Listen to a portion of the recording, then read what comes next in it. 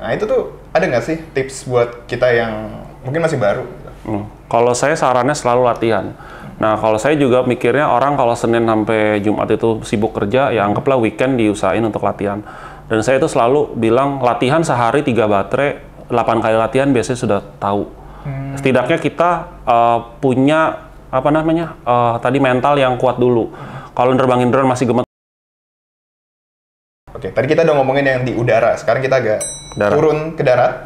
Ini ada produk gimbal ya, yang kecil ini, sama ada action cam juga, sama gimbal buat handphone. Nah ini sebenarnya cocok nih buat yang jurnalis kan, yang kalau liputan pasti perlu banget yang kayak gini nih. Yeah. Nah, saya sih udah pernah lihat kalau yang dua ini, yang ini sama yang pocket sama yang Action 2 ya.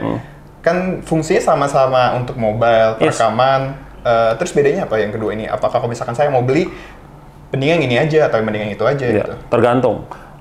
Teman-teman kalau dipakai buat jurnalis ya, buat kegiatan meliput dan lain-lain, arahnya ke sini. Ya, arahnya ke sini. Ini sudah pakai mechanical gimbal untuk stabilin. Kalau ini kan pakainya electrical, which is akan cenderung kalau low light condition akan ghosting gambarnya ya. Kalau ini enggak. Jadi stabilisasinya basically mechanical, jadi mau malam-malam juga masih ya tergantung sensornya aja kekuatannya. Ini sensor kebetulan sama 1/1.7, which is lumayan gede, ya. Dan ini sudah menggunakan mechanical gimbal, micro gimbal, dan ini kecil banget. Itu saya sarankan ke sini, minimumnya ini, karena handphone pada umumnya sekarang handphone juga sudah bagus ya, apa namanya, tinggal dipakai gimbal supaya bisa lebih stabil dan mungkin megangnya akan lebih nyaman, dan bahkan sekarang sudah ada tripodnya jadi bisa seperti ini ya. Kita sebenarnya hands free sambil ngobrol juga masih bisa. Kualitas kamera pun juga ikuti HP-nya. Yes. Ya betul.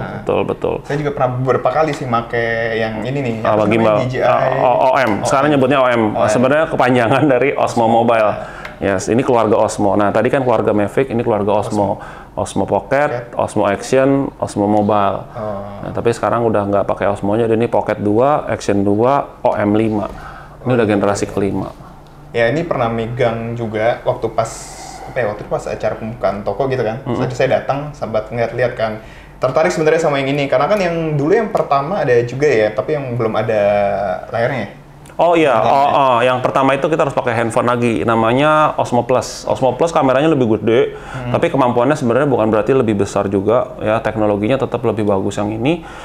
Itu kameranya besar, Osmo Plus kita harus pasang handphone di sampingnya untuk ngelihat apa yang kamera itu lihat.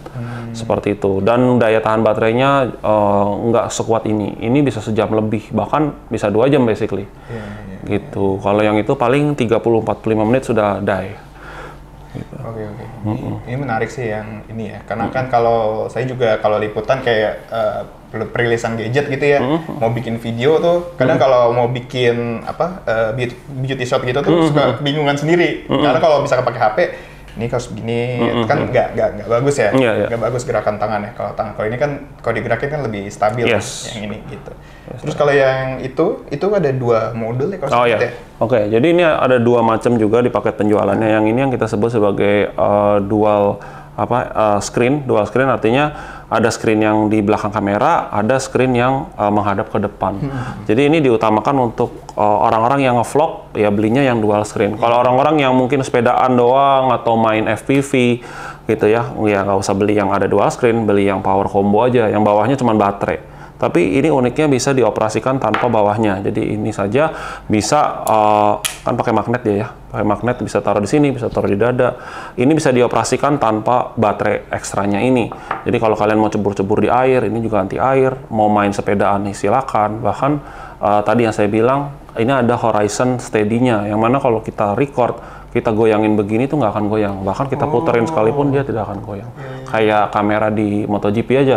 Ketika kita lagi nikung, yang nikung cuman kelihatannya motornya aja, kameranya kayak diem. Padahal kameranya exactly gini ngikutan. Jadi buat teman-teman yang suka ngeliput review motor atau apa pakai beginian, ditaruh di depan motor atau di belakang, ini oke banget. Saya ingat banget tuh era awal-awal action cam tuh 2000 berapa ya? 2014-15 ya. Pas awal-awal tuh kan action cam paling kan cuma ya bentuknya kotak, terus tuh juga kadang juga layarnya cuma di belakang, terus dipakai buat ngevlog tuh agak kurang menyenangkan ya karena layarnya ada di belakang. Gitu. Tapi sekarang sudah seperti ini, iya. Dan kompetitornya pun sudah sebenarnya gini, cikal bakal kamera action yang pakai dual screen sebenarnya DJI. Ya DJI Osmo yang pertama, Osmo Action yang pertama itu sudah ada layarnya di depannya, tapi tidak touchscreen. Yang ini touchscreen dua-duanya. Ya ada layarnya bentuknya seperti kamera action pada umumnya, dan kita bisa lihat, bisa framing. Oh, kurang pas nih, bisa framing. Enaknya ada kamera, ada layar di depan adalah bisa framing dengan benar kalau nge-vlog. Iya, terus akhirnya sekarang sudah totally different jadi modular cam. Ya, jadi ini sebenarnya udah tujuannya ke fleksibilitas orangnya. Contoh, orang kan nggak semuanya nge-vlog juga. Kadang-kadang kita pengen mungkin buat bikin konten, buat sharing di sosmed gitu kan. Kalau kamera lain kita mau taruh di dada itu butuh ekstra aksesoris yang ribet. Kalau ini cuma kayak kalung doang, kita tinggal tempel di sini, tap, itu udah. Kita misalnya ngopi di depannya ada pemandangan bagus, itu jadi videonya kayak lebih real aja. Orang kalau ngeliat kayak kita menjadi dia gitu. Misalnya sambil ngopi di depan ada pemandangan bagus gitu. Ya, good morning my neighbor. Enggak. Ya seperti itu ya.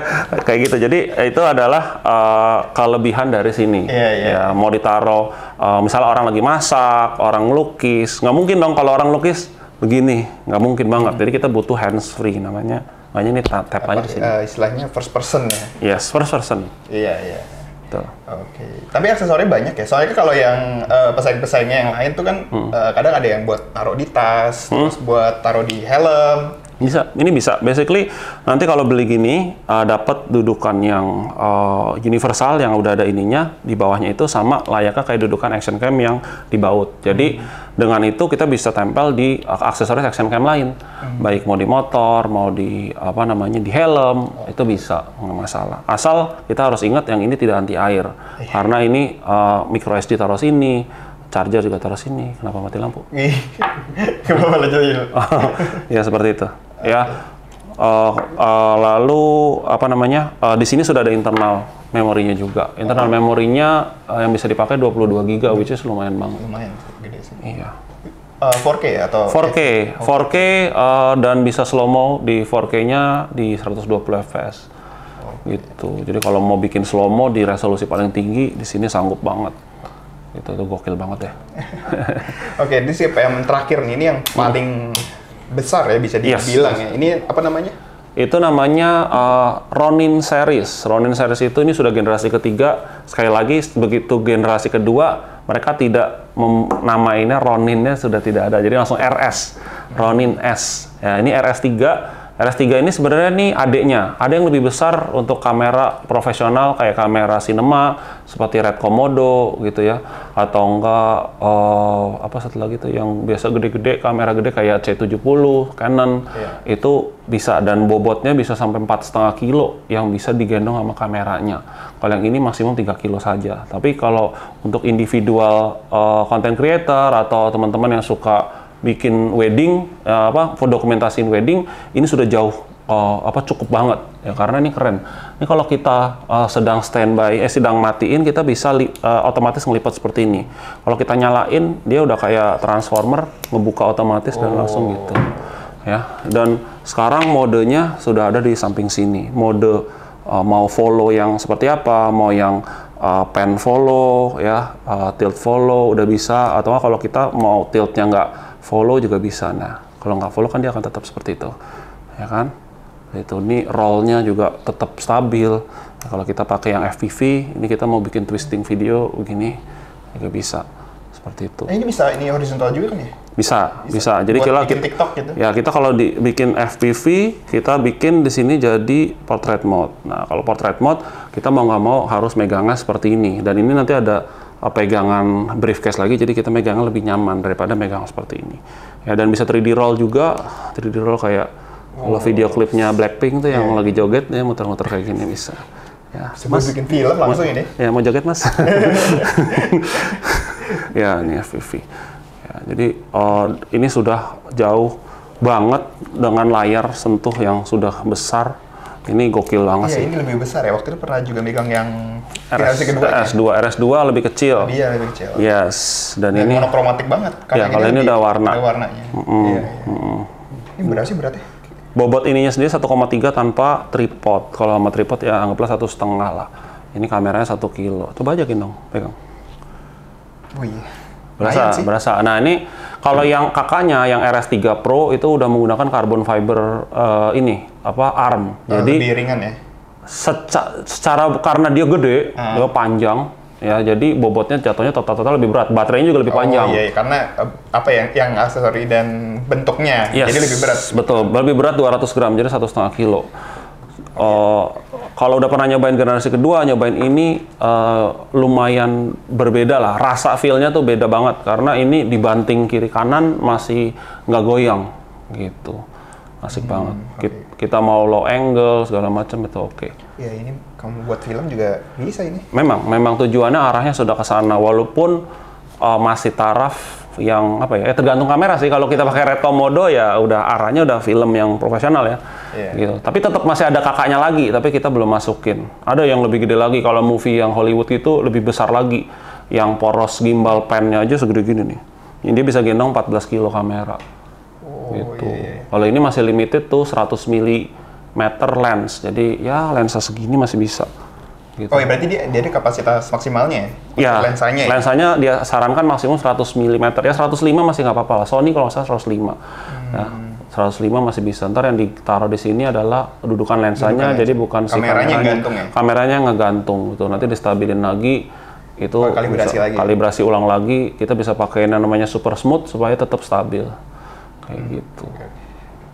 Dari antara semua produk yang di sini, kayaknya ada satu yang saya nggak lihat deh. Waktu itu pernah datang ke tokonya, tapi ada satu yang saya nggak lihat di sini. Apa tuh namanya yang bentuknya gede banget? Iya, itu Ronin 4D itu belum dirakit. Ada ya Ronin 4D. Ronin 4D itu mereka 4D-nya itu dari arah aksisnya. Aksisnya ada 4. Ini kan aksisnya 3. Pan, tilt, roll. Kalau itu ada aksis Z-nya. Yang mana kalau kita pegang, misalnya kita lagi videoin orang naik tangga kan begini-begini kan. Itu tetap smooth karena ada Z-nya. Jadi kayak turun gitu. Iya, jadi bisa begini. Ya itu untuk itu profesional arahnya. Jadi udah nggak perlu beli kamera lagi, itu sudah kamera plus gimbal ya, dan itu image processing-nya sudah luar biasa. 6K resolusinya 6K dan itu menggunakan Zenmuse X9. Ya, Zenmuse X9 itu kamera full frame-nya DJI. Oh, yang di-develop sendiri sama DJI? Yes, betul. Gitu. Nanti lensanya ada berbagai macam. Ada lensanya fix semua, 24, 50, kalau nggak salah ada 85, kalau nggak salah. Dan itu ukurannya full frame. Ya, jadi bukan APS-C, bukan medium format, full frame. Nah, ini yang tadi kalau kita mau matiin juga, kayak dalam keadaan mati, dia langsung lipet dan ngunci aksisnya. Nah ini enak nih, kalau teman-teman suka main foto dan video, lagi habis ngambil video, terus foto dong, ya kita tinggal unlock ini, kita cabut, kita tempelin di tripod, kita foto, setelah selesai kita masukin sini lagi, ya kan, masukin sini, kita kunci, kita nyalain, kita langsung go, video lagi, yuk, udah langsung. Biasa terjadi di perweddingan tuh, gitu. Udah langsung, ayo, udah siap, udah siap. Kan saya pakai yang baru gitu ya. Keren ya, kayak gitu. Jadi ini fleksibilitas mau foto video, udah enak banget.